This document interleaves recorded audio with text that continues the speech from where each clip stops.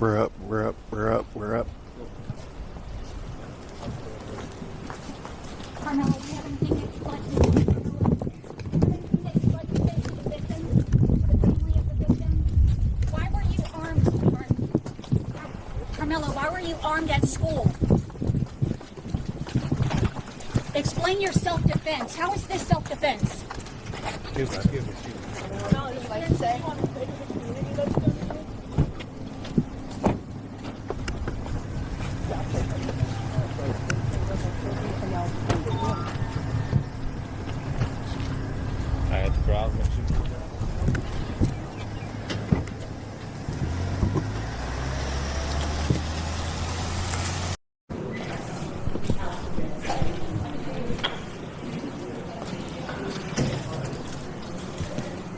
Good morning, everybody. There's not much I can say, but the judge. Can you come this way? All right.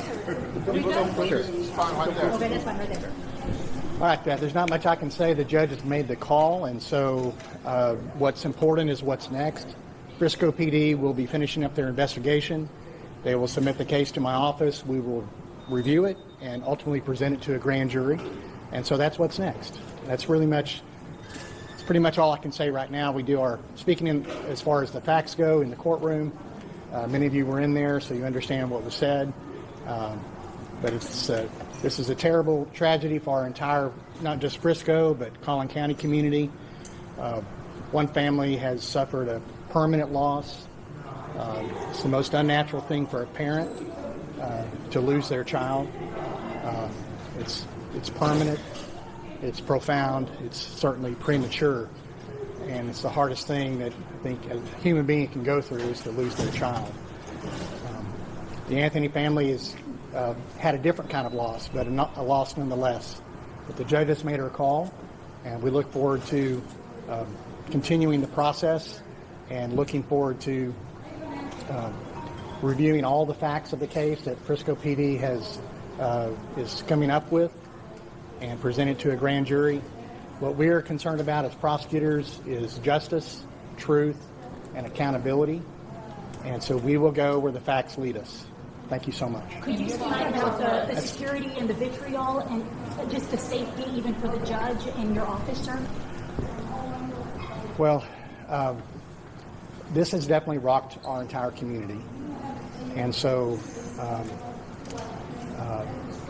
it has struck a nerve in the community, and it's hard for everybody to be level-headed at a time like this.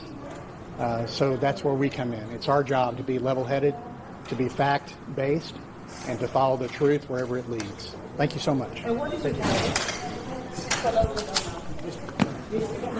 Thank you. Yeah, that's the attorney.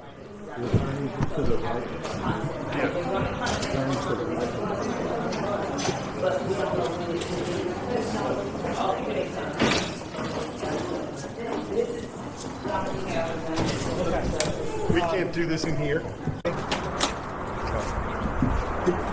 5 more seconds or so. 5 more seconds? Okay. Good? Everybody good? Every Texan has the right to defend themselves when they reasonably fear for their life. Self-defense is a protection that applies to each and every one of us. There are two sides to every story. And Carmelo is a 17-year-old kid and an excellent student. He is the captain of his track team. He is the captain of his football team. And prior to this, what was on his mind was what college he was going to go to. This is a tragedy all the way around for both families. Rushing to judgment, trial by public perception and trial by media is not how we ensure justice is done. We are confident that after a full investigation, that the truth will come out. Thank you. Mike, you took umbrage with the state's assessment that this was simple and brutal. Why so? Well, the fact of the matter is, like I said, there's two sides to every story, and we've only heard one side. In any criminal case, the police investigate, and the defense is always far behind that. And so it is a one-sided investigation to this point, and even that investigation is still ongoing. So to say that it happened this way or that way is just not accurate at this point. All of the facts are going to come out, and that's why our system of justice requires that we keep our minds open and we let the facts come out as they are after a full investigation. Is your client going to be able to make bond and get out today? I anticipate that he will be able to make bond. I can't speak to how quickly that will go. Funds, in the funds that have been raised are not quick to come out. And then, there's obviously a process to the release process once bond is posted. The big question that a lot of people have is, why was this young man armed on school property? That's an understandable question, but it's not something that, frankly, we're prepared to even go into.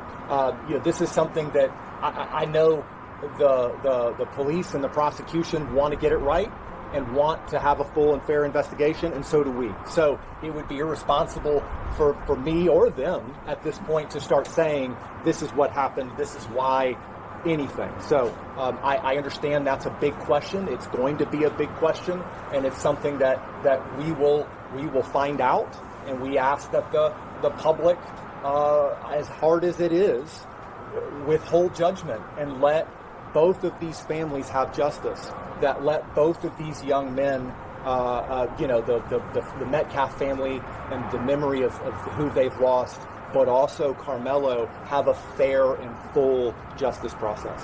Do you know that you're feeling on the reduction of this bond? You feel it's fair? Yeah, I feel it's fair. Bond, as the judge said, is not supposed to be an instrument of oppression. It's not supposed to keep people in jail. It's not supposed to punish.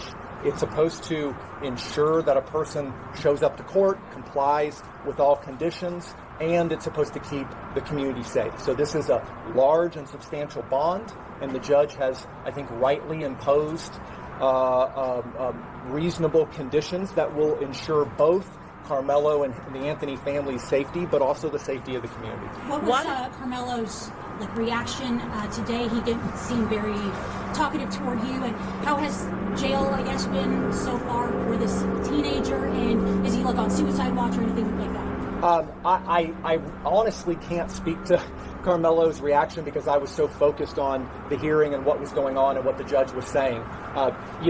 I think we have to all remember Carmelo is a 17-year-old kid who's never been in any sort of trouble before. If you can just put yourself in his shoes, this is a scary, bewildering process, and I can't even imagine what was going through his head, just as I'm sure I can't imagine what was going through the heads of the Metcalf family. So this is something that is new to all of them and incredibly trying.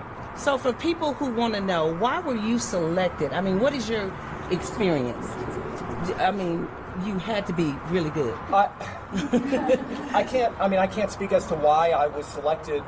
In any case, it's important to have an attorney that you connect with, that you feel has the right amount of experience and the right investment in the case. And I'm not speaking to anybody else. I just know that that's important in any case. Just how unsafe does this family feel? You mentioned it multiple times. Yeah, I mean, look, I'm not going to speak for them at this point, but I think you can imagine the press coverage on this case has been immense, and the online and public reaction has been immense, and unfortunately, as is common in our culture, especially lately, the vitriol and the public reaction one way or the other has been intense, and threats and talk of race war and all kinds of insanity isn't good for, obviously, the Anthony family. It's not good for the Metcalf family. It's not good for the peace and safety of our community. So, I would ask, and I know both sides would ask, that the temperature on this be allowed to come down that, the media, you guys have a job to do, and I understand that everyone does, but, at the same time, we just ask everyone in the public and everywhere to let this process play out fairly and fully for both sides.